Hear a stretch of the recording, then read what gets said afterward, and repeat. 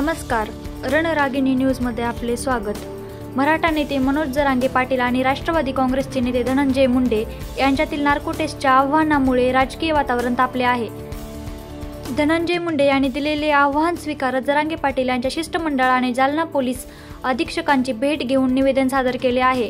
शिष्टमंडळाने म्हटले आहे की नार्को टेस्ट आणि ब्रेन मॅपिंग टेस्ट सगळ्यांचीच करण्यात यावी आणि कोणा एकाची न करण्यात यावी। जरांगे पाटील यांनी आपल्या हत्येचा कट रचल्याचा आरोप धनंजय मुंडे यांच्यावर केला होता, ज्यानंतर मुंडे यांनी स्वतःची आणि जरांगे यांची नार्को टेस्ट करण्याची मागणी केली होती।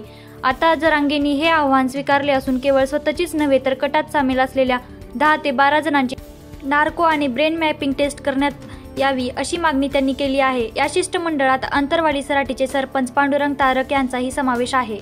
अशाच ताज्या बातम्या पाहण्यासाठी आमचे YouTube channel Ranragini news like, share, subscribe करा। धन्यवाद।